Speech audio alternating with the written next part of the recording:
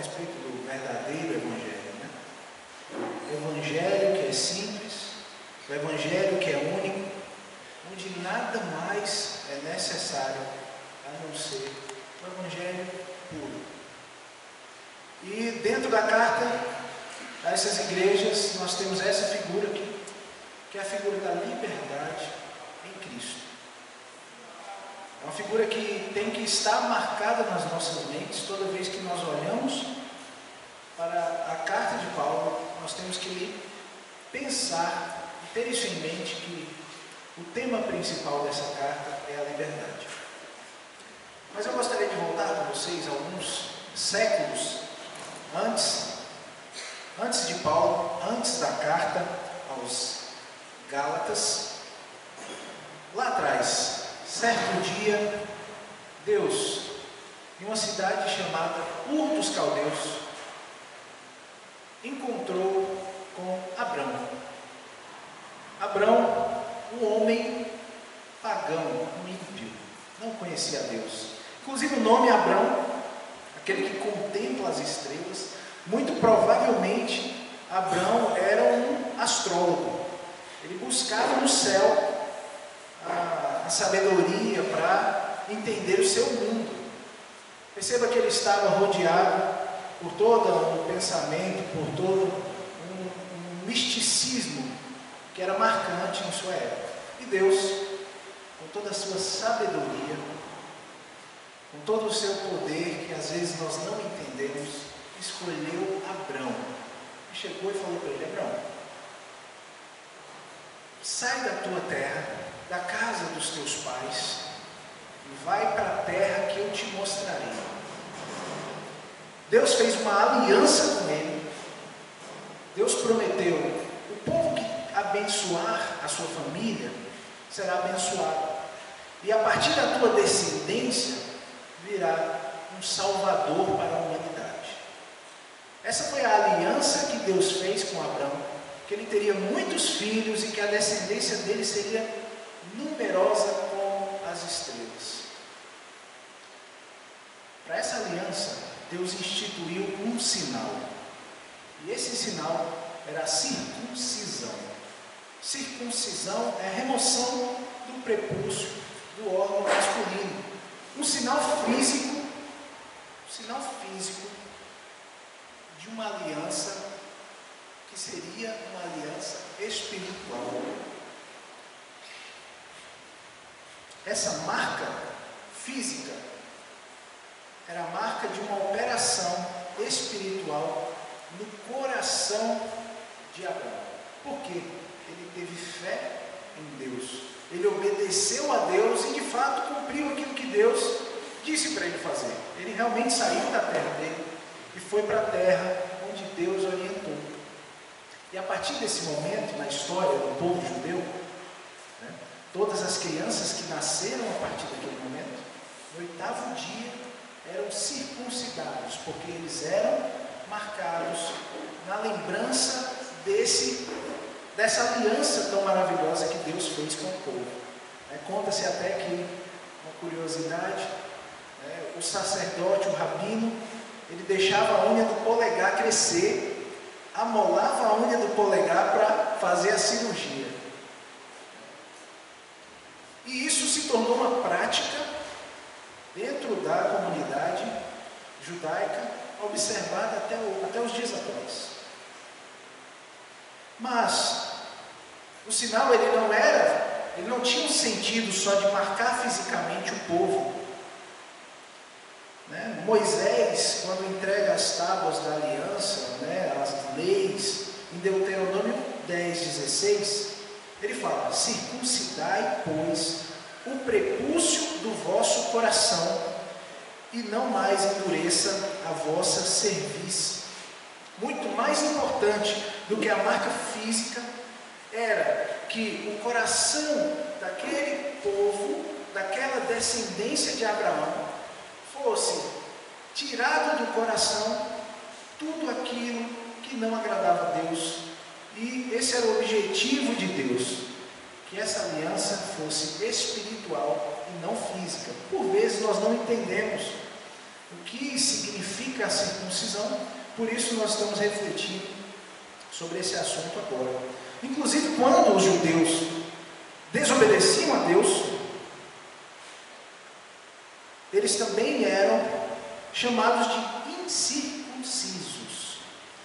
Jeremias 6,10 diz: eis que os seus ouvidos estão incircuncisos e não podem ouvir. A circuncisão estava ligada à obediência do povo ao único e soberano Deus. Era um símbolo no coração do judeu, pois só assim ele poderia amar verdadeiramente a Deus. Tanto é que o judeu, ele agradecia a Deus constantemente por ele não ter nascido um cachorro, uma mulher e um gentio incircunciso. Veja a mentalidade do judeu. Só que esse propósito inicial da circuncisão como uma marca espiritual não durou muito tempo no coração do povo judeu. E ao longo dos séculos se tornou apenas um ritual. Todas as crianças eram circuncidadas, mas isso não tinha nenhum valor. Era pregado na sinagoga que só o fato de circuncidar fisicamente, isso já impediria que aquela criança, aquele judeu, fosse para o inferno. Então só a circuncisão já salvava. Era isso que era ensinado desde pequeno a um judeu. Então, com essa visão, dito isso, nós vamos olhar agora ao texto de hoje, em Gálatas 2, do 11 ao 16. Vamos ler todos juntos esse texto. Se você quiser abrir a sua Bíblia, fique à vontade. Depois de entender qual o significado da circuncisão, qual era o objetivo que Deus tinha e como o povo judeu se desvirtuou desse objetivo original, nós vamos aqui e somos confrontados aqui com esse acontecimento na igreja primitiva. Diz o seguinte: quando, porém, Pedro veio a Antioquia, enfrentei-o face a face, por sua atitude condenável, pois antes de chegarem alguns da parte de Tiago, ele comia com os gentios. Quando, porém, eles chegaram, afastou-se e separou-se dos gentios, temendo os que eram da circuncisão. Os demais judeus também se uniram a ele nessa hipocrisia, de modo que até Barnabé se deixou levar.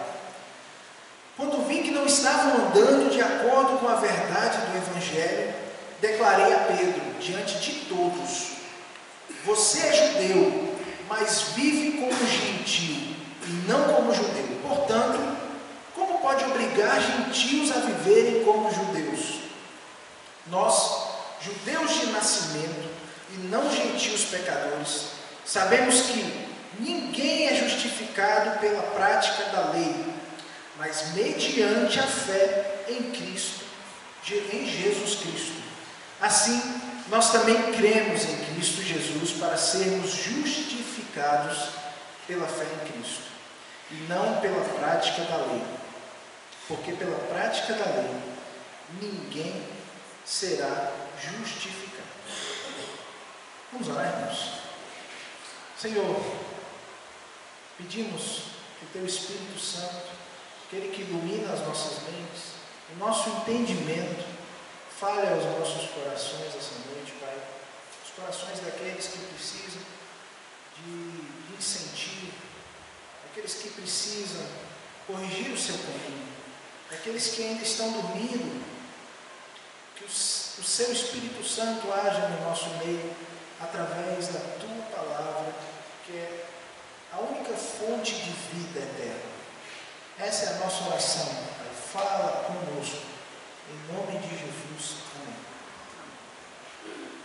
Acredito que tanto você como eu já teve a oportunidade de encontrar com uma pessoa que tem um discurso muito bonito, que fala coisas muito belas, tem tem sentimentos muito positivos, mas que quando você conhece essa pessoa e vai conhecendo essa pessoa a fundo, você percebe que por vezes o que ela fala, ela não faz.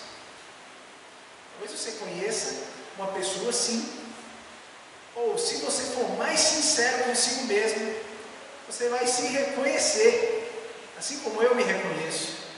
Quando às vezes eu ensino algo e não faço aquilo que eu ensino, ou eu aponto o dedo para alguém,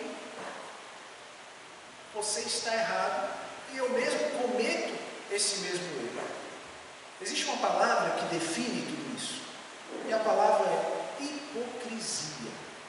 Hipocrisia é uma palavra que vem tanto do grego como do latim, que no seu cerne ela indicava o papel de um ator, aquele que veste um personagem e vive aquele personagem, né? Às vezes a gente vê entrevistas, atores na televisão falando, né, de como é vestir um personagem totalmente diferente. É justamente isso. Você, para os outros, você é outra pessoa, mas você se conhece por dentro. Você sabe aquilo que está no mais profundo do seu ser. E quando você faz aquilo que você condena, nós estamos sendo hipócritas. Depois de um tempo, essa palavra realmente passou a ter o mesmo sentido que nós temos no mesmo sentido que nós temos hoje, nos dias atuais.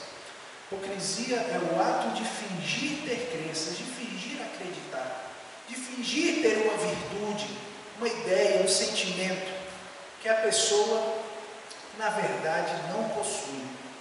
E essa hipocrisia, quando ligada à propagação do Evangelho, na propagação do Evangelho, a hipocrisia é uma doença que nos consome por dentro. E nesse texto que nós estamos vendo, o apóstolo Paulo está confrontando a igreja, chamando eles de hipócritas. Pedro está sendo acusado de hipocrisia.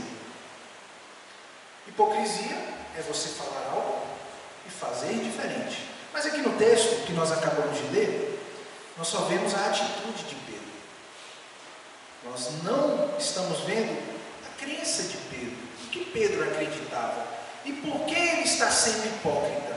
Para a gente entender isso, nós precisamos ler esse texto aqui, de Atos 15, do versículo 6 ao versículo 10. A igreja estava reunida em Jerusalém, reunidos para considerar a questão da circuncisão. O cristão gentil deveria ser circuncidado ou não? Essa era a questão que eles estavam discutindo. Os apóstolos e os presbíteros se reuniram para considerar essa questão. Depois de muita discussão, Pedro levantou-se e dirigiu-se a eles. Irmãos, vocês sabem que há muito tempo Deus me escolheu dentre vocês para que os gentios ouvissem de meus lábios a mensagem do Evangelho e crescem. Deus, que conhece os corações, demonstrou que os aceitou, dando-lhes o Espírito Santo, como antes nos tinha concedido.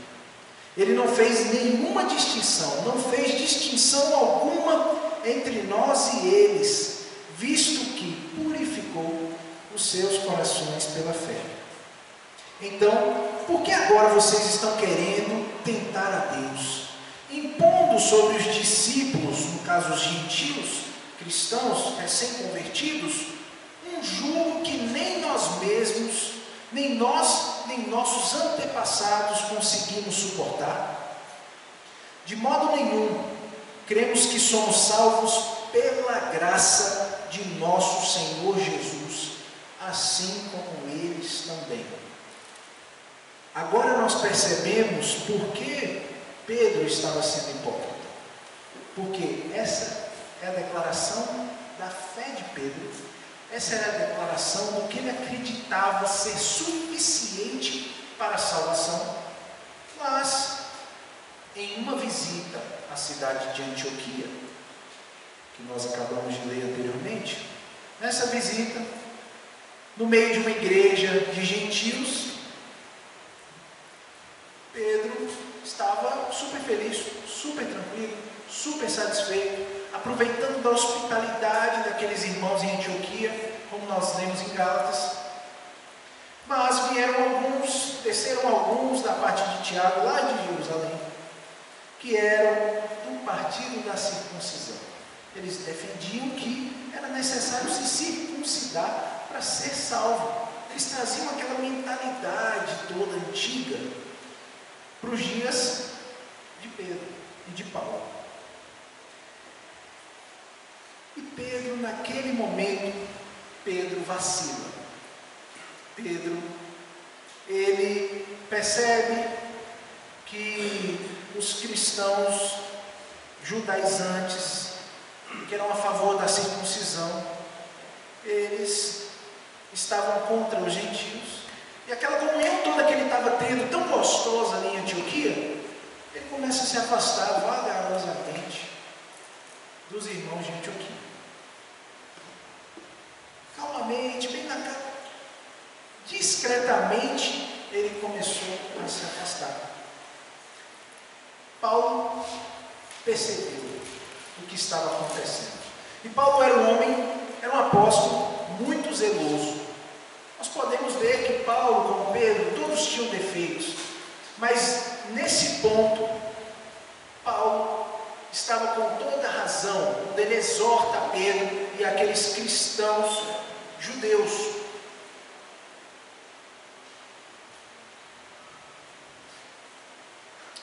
Wendell Phillips foi um anti-escravagista americano. Ele falou que o preço da liberdade é a eterna vigilância. O preço de você ser livre é você estar eternamente atento, vigilante. Isso não serve só para a política, mas isso é uma verdade absoluta para a gente também, para nós como cristãos. Paulo pregou a liberdade em Cristo, mas ele não podia deixar a igreja solta. Ele não podia deixar cada um caminhar para o seu lado. Ele percebeu, inclusive, que aquele acontecimento, Pedro, ali, indeciso, escolhendo o partido dos judeus, aquilo tinha um potencial de destruir a igreja de Antioquia. E é por conta disso, é pensando nisso que ele exorta a Pedro e o exorta publicamente. Por que ele exortou? Existem dois motivos que eu gostaria de ressaltar com vocês.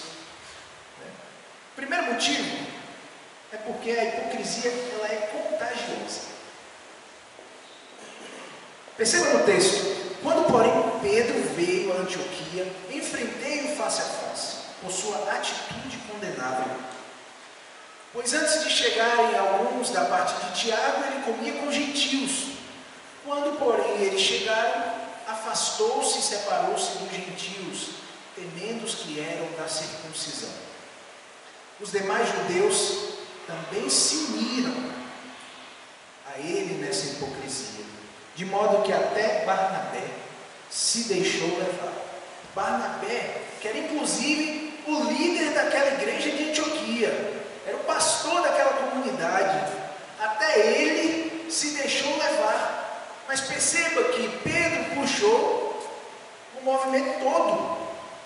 Depois de Pedro, vieram alguns cristãos judeus também apoiar esse partido da circuncisão, e inclusive Barnabé.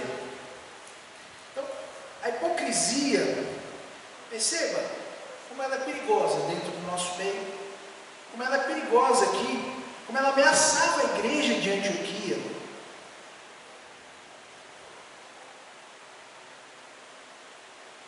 Nós contradizemos o Evangelho nas nossas ações quando nos falta coragem nas nossas convicções.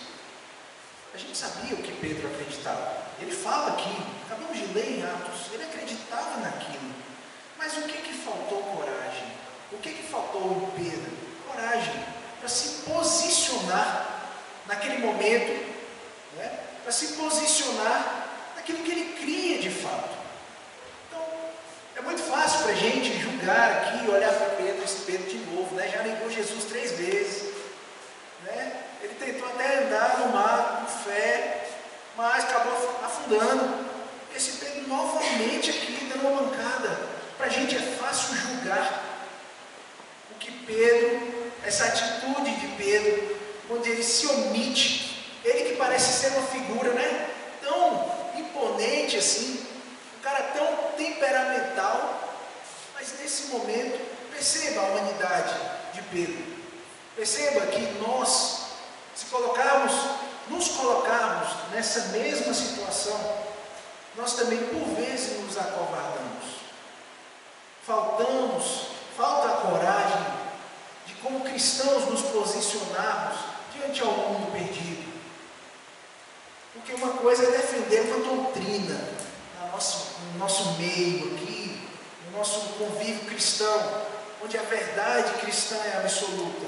Outra coisa é sermos capazes de colocar essa doutrina no nosso dia a dia, onde nós estamos, né, no nosso trabalho, na nossa faculdade, para os mais jovens na escola. Como é difícil, né? É fácil aqui no nosso meio, né? É fácil a gente, poxa, olha, irmão, faça desse jeito, porque a palavra de Deus diz isso, você aconselha com toda a liberdade do mundo, né? Mostra a palavra de Deus, mas enquanto isso vai chocar a sociedade lá fora, temos coragem? Temos coragem para fazer? Ou então, quando isso vai de ponto a desagradar o nosso próprio irmão. Porque Pedro escolheu agradar a alguns e acabou desagradando a outros. E o problema não foi só esse. Porque ele colocou em prejuízo a verdade absoluta do Evangelho.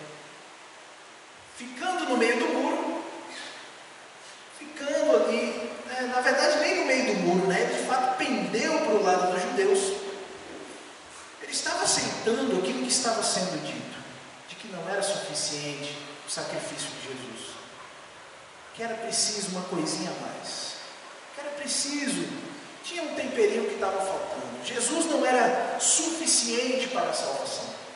E nisso Pedro, naquele momento de fraqueza do apóstolo, ele coloca a igreja de Antioquia em risco. Por isso que Paulo, né, exorta de maneira tão firme, de maneira tão veemente, porque a hipocrisia, ela é contagiosa.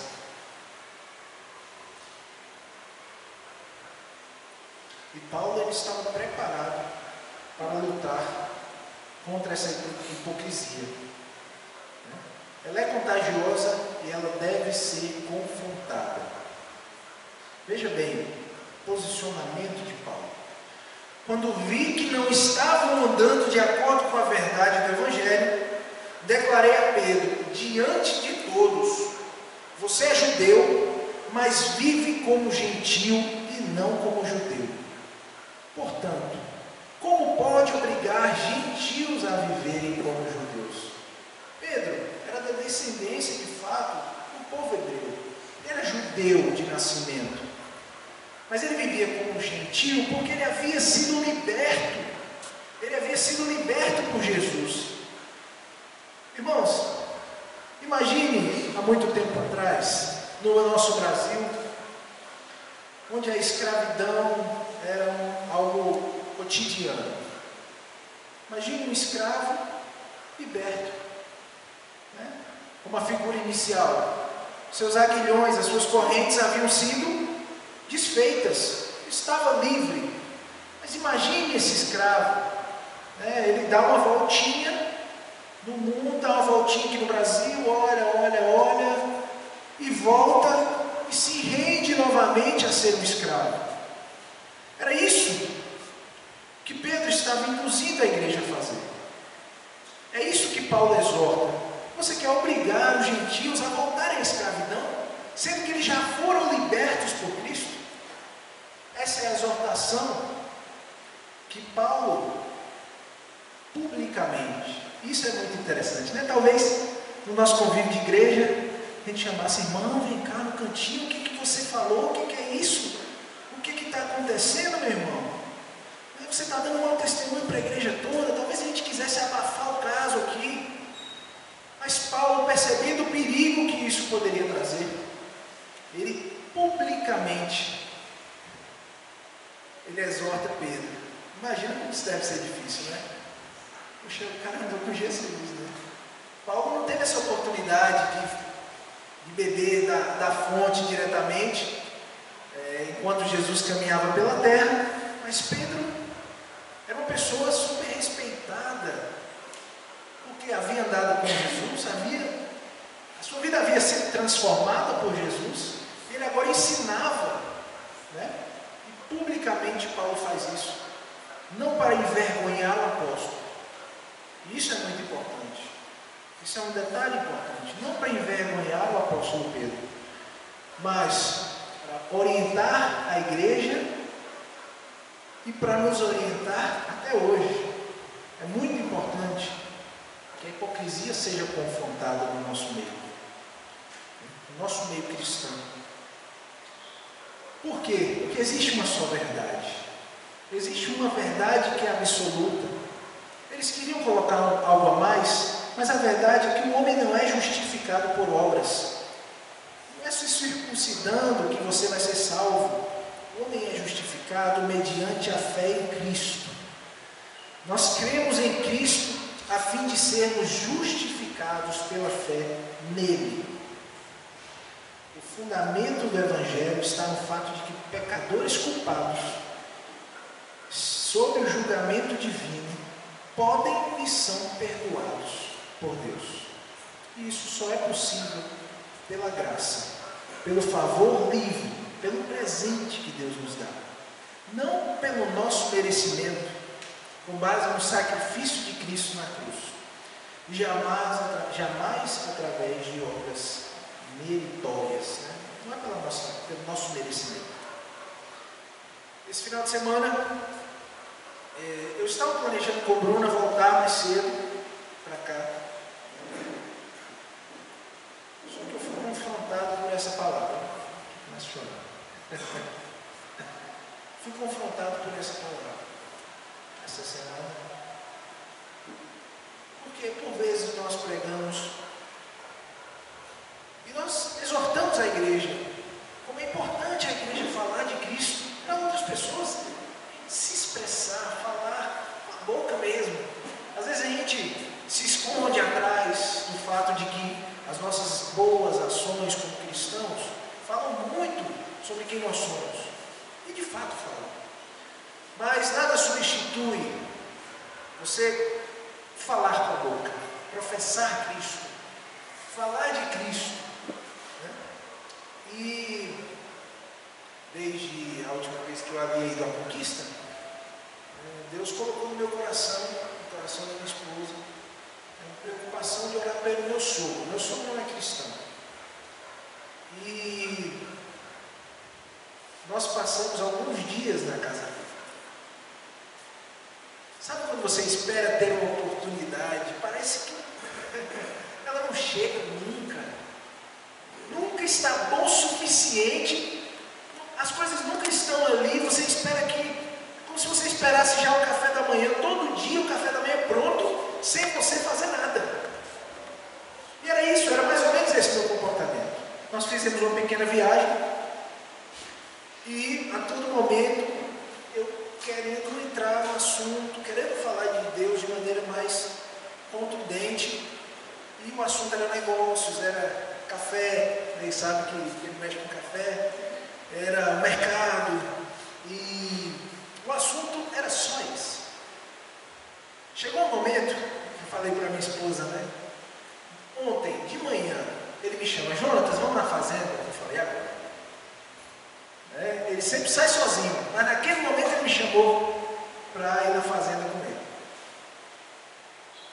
E estava tendo obra na pista. Eu falei, ótimo, vamos ficar parados lá esperando, vamos conversar, vou ter a oportunidade de compartilhar da minha fé com ele. Gente, foi um sofrimento, porque em todo o percurso eu não consegui falar nada, porque ele não deixou.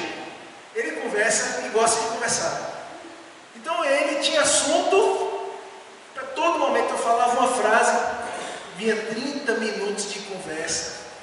E eu, Deus, por favor, silencia esse homem. Eu preciso compartilhar de ti. Imagina o meu desespero. Eu estava angustiado.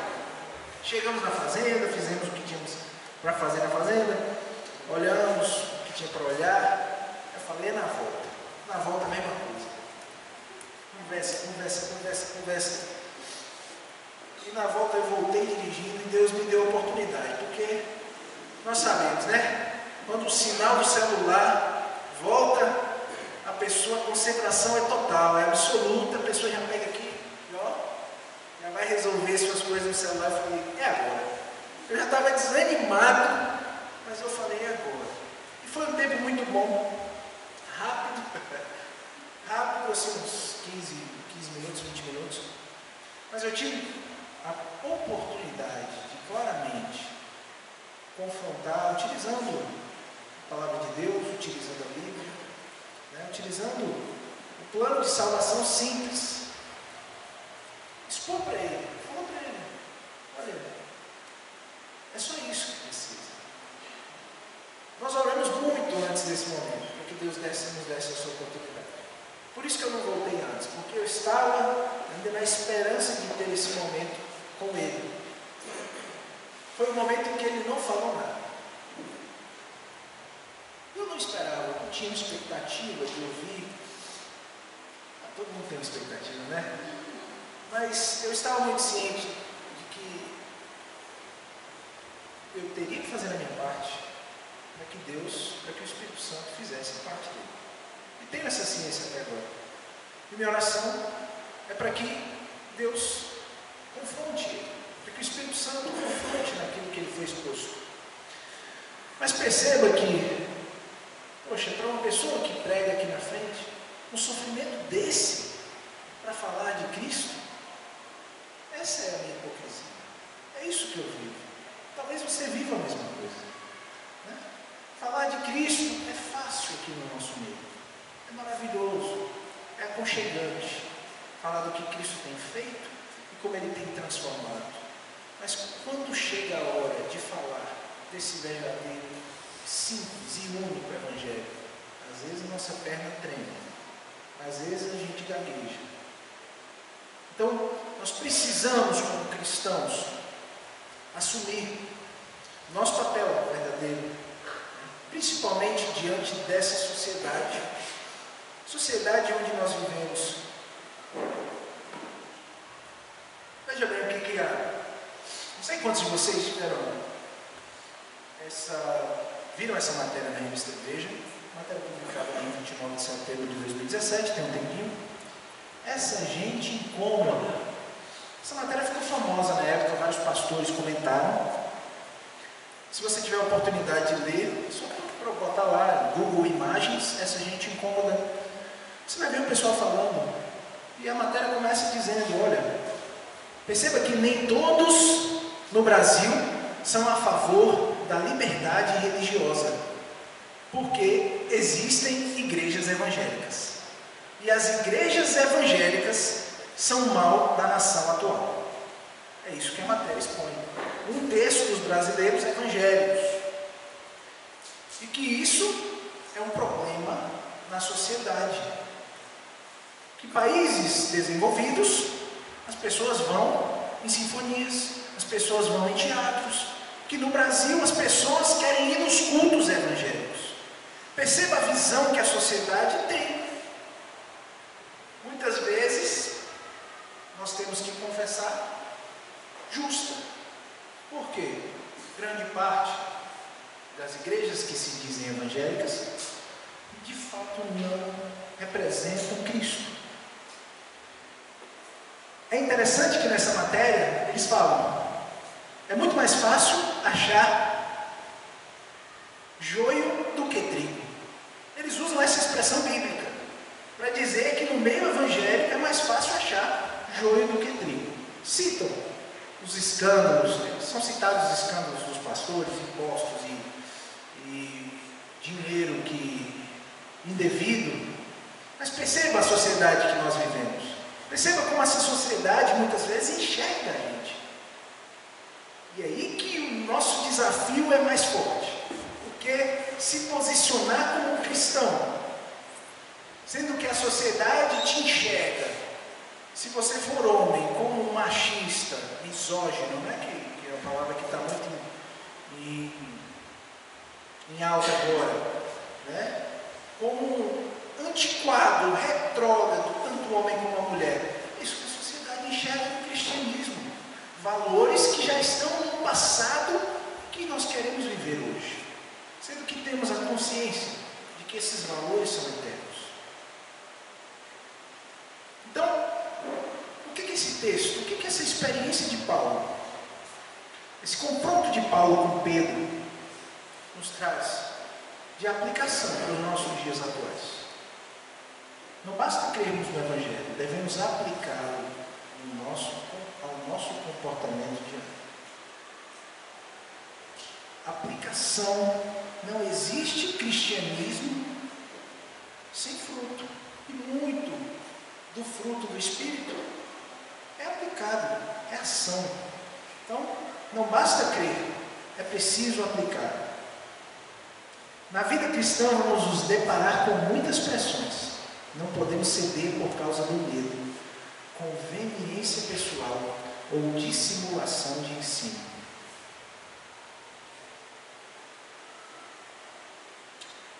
Nossos olhos devem estar fixos na palavra de Deus. Devemos agir sinceramente, sempre movidos por nossa lealdade a ela em primeiro lugar. Esse é o nosso desafio em nossas vidas. Não podemos aceitar passivamente qualquer alteração na essência do Evangelho da Graça. Precisamos estar atentos e confrontar biblicamente. Irmãos, não é fácil, mas é o nosso desafio. Confrontarmos uns aos outros com muito amor, assim como a palavra de Deus nos ensina em Mateus. É preciso seguirmos biblicamente. Nós não podemos deixar o irmão que às vezes está andando por um caminho errado. Nós vivemos uma sociedade muito egoísta e nós queremos olhar para o nosso. Poxa, eu estou tão bem com Deus, está tão bom o meu relacionamento. Nós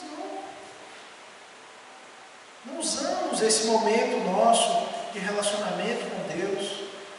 Não observamos o irmão que está ao nosso lado, que às vezes precisa de nós. Porque nós vivemos de forma muito egoísta nos dias atuais. E nós precisamos estar cientes disso. Uma atenção também que é muito importante termos. Observe que aquela igreja quase rachou.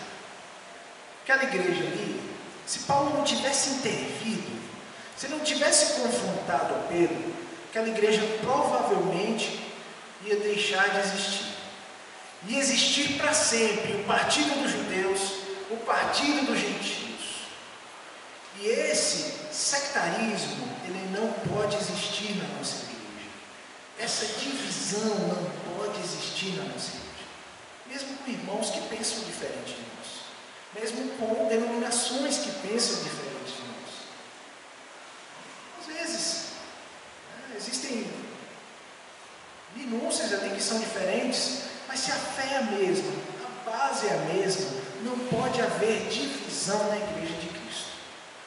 E nós, como igreja, Igreja Batista da Família, nós não podemos deixar nunca que isso nos acometa. Muitas igrejas se dividem. Por quê? A hipocrisia aliada à falta de confrontação e diversos problemas, dividem igrejas, destroem o ministério que foi instituído por Deus. Nós, como cristãos, membros dessa igreja, me incluo, nós não podemos deixar que isso aconteça com a nossa igreja. Por isso o nosso caminhar tem que ser reto. O nosso andar tem que ser mirando e olhando ao autor e consumador, para o autor e consumador da nossa fé, juntos, como um só corpo, tendo cabeça como Cristo. Amém, irmãos? Esse é o desafio que o Senhor nos traz no livro de Gálatas. Na próxima pregação, o assunto será a justificação. Não perca, esteja conosco. Nós estamos, para quem não tem acompanhado, começamos desde os primeiros versículos de Gálatas e vamos até o fim. Então acompanhe, não perca, para a gente crescer junto, amadurecer junto, que todos sejam encontrados por Deus plenos. Amém? Vamos orar? Senhor Deus, é maravilhoso estar como igreja, reunidos, tendo como alvo Jesus Cristo, Deus, tendo como alvo aquele que andou de maneira perfeita aqui na terra. Esse é o nosso objetivo como cristãos. Obrigado, Pai, porque a Tua palavra nos exorta e nós temos que de fato mudar o nosso caminho. Eu tenho que mudar o meu caminhar, Senhor. Eu tenho que andar de maneira coerente com a Tua palavra. Esse é o meu desejo, Pai, que Teu Espírito Santo haja na minha vida, de maneira profunda, haja na vida dos meus irmãos, provocando mudança, transformação constante, e que na caminhada cristã nós não vacilemos, Pai, nem para um lado nem para o outro, andando sempre com foco em Cristo. Essa é a nossa oração. Fazemos gratos por esse momento de comunhão e de crescimento, em nome de Jesus.